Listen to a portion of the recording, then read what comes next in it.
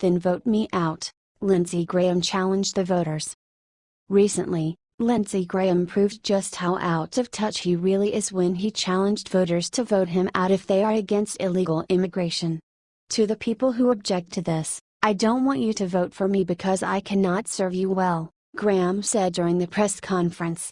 "The key here is to be fair to the 1 million immigrants, starting with the Dreamers, but convince people we're going to do what our great friend Ronald Reagan was not able to do. We're going to actually secure the border, control who gets a job, increase legal immigration so people don't have to cheat." Graham didn't stop there. He went on to insist that this is the only way the system will work at all.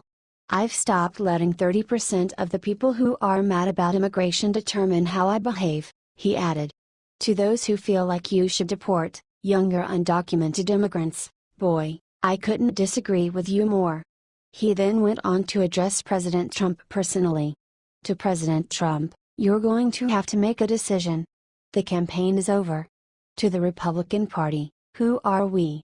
What do we believe?" he asked. "When they write the history of these times, I'm going to be with these kids." What do you think of Graham's comments? Is his thought process inherently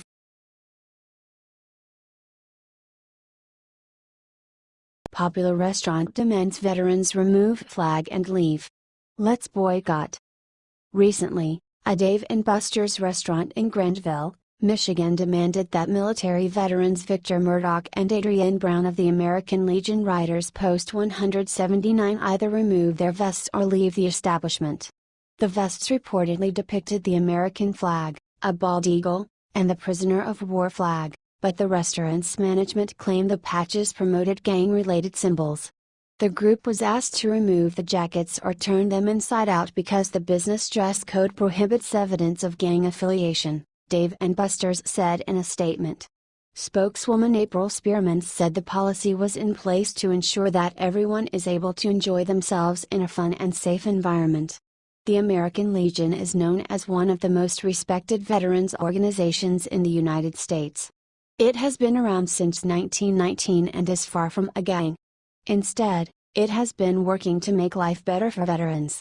Conservatives have decided to boycott the restaurant until they apologize for this major misstep. Do you agree that the restaurant needs to apologize?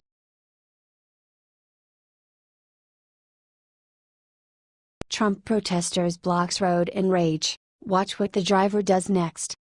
On Wednesday, anti-Trump liberals took to the streets of St. Louis to protest against police officers. Once again, they ended up blocking traffic in a desperate attempt to make a point.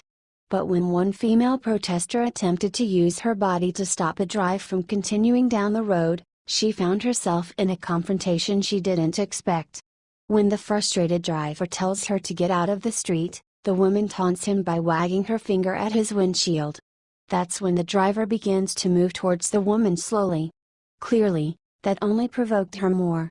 So the driver decided to proceed on the road as usual, and the woman learned that blocking traffic is not exactly the smartest idea.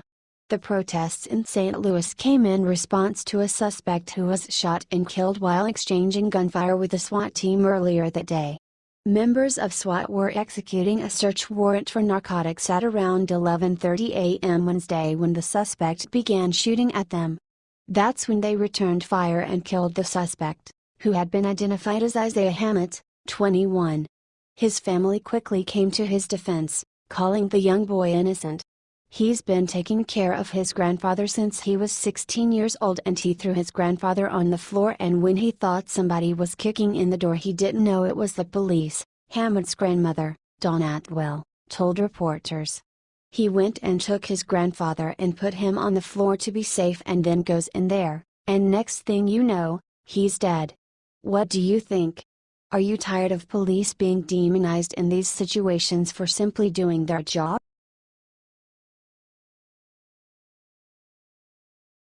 Congress gives nasty surprise, leaves Obama bare, he's losing. It's clear that Barack Obama planned on raking in millions on the paid speaking circuit while receiving an annual $400,000 pension, but as it turns out the free ride could be over him. According to reports, Congress is preparing to introduce a bill that would stop a president's pension if they take outside income of $400,000 or more. Last year, Obama made the controversial decision to veto this bill. Recently, when he accepted $400,000 to give a speech on Wall Street, the bill's sponsors announced they would be reintroducing the measure in hopes that President Donald Trump will sign it. The Obama hypocrisy on this issue is revealing, noted Representative Jason Chaffetz, our Utah and chairman of the House Oversight and Government Reform Committee. His veto was very self-serving. Chaffetz and Senator Joni Ernst are now gearing up to introduce the Presidential Allowance Modernization Act. This bill would cap presidential pensions at $200,000 and give them another $200,000 for expenses. Last summer, the bill passed both the House and Senate without issue, but Obama argued that it could have unintended consequences and impose onerous and unreasonable burdens on former presidents by requiring them to immediately release their staff and find a new place. But it's not to spot Obama's true motives behind rejecting the measure as he jet sets around the world.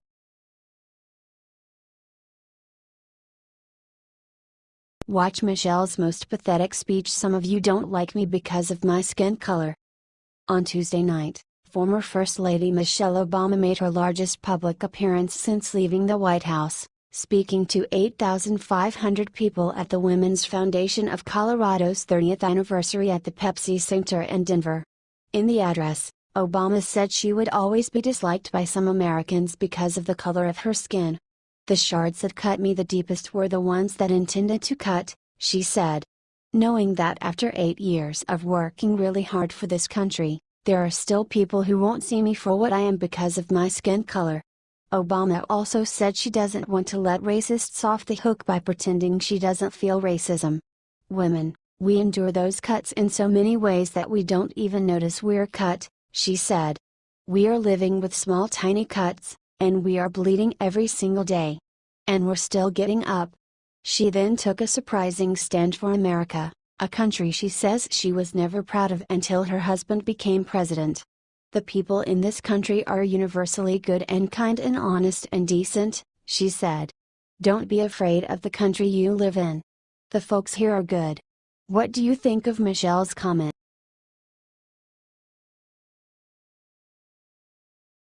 I have only just begun. Trump achieves employment record no POTUS could do in 16 years. President Donald Trump is clearly thrilled with the most recent jobs report from the Bureau of Labor Statistics. According to the July report, unemployment has fallen to a 16-year low, from 4.4% to 4.3%, and consumer confidence is at an all-time high. "Excellent jobs numbers just released, and I have only just begun," Trump tweeted in response. Many job-stifling regulations continued to fall. Movement back to USA. Trump also announced that over 200,000 jobs have been added back into the economy. This is an additional boost, given that jobs don't need to be added for unemployment rates to drop. President Trump has consistently gone after the mainstream media for failing to give him credit for his major economic wins. In June, he showed that the Dow Jones Industrial Average had hit an American high of 22,000. Economic growth has surged to 2.6% nationwide, Trump said on Thursday. "Nobody thought that number was going to happen. Unemployment is at a 16-year low. But don't forget, and I will never forget, the millions and millions of people out there that want jobs that don't register on the unemployment rolls because they gave up looking for jobs," he added. What do you think? Is this a major win for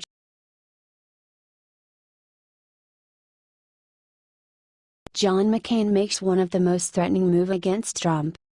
Just 1 week after blocking the Obamacare repeal bill, Arizona Senator John McCain has announced his desire to revive a long-standing attempt to reform the nation's immigration system when he returns to Washington. Before McCain left the Capitol to get treatment for brain cancer, he discussed the idea with Senate Minority Leader Chuck Schumer. The team has previously teamed up on unsuccessful immigration legislation in 2013 as part of the bipartisan effort known as the Gang of Eight. "Immigration reform is one of the issues I'd like to see resolved," McCain said on Thursday. "I've got to talk to him, Schumer, about when would be the best time. I think there are all kinds of deals to be made out there. I really do. McCain has been notoriously unsuccessful in this arena, failing to push immigration reform even when former President George W. Bush and Barack Obama wanted it.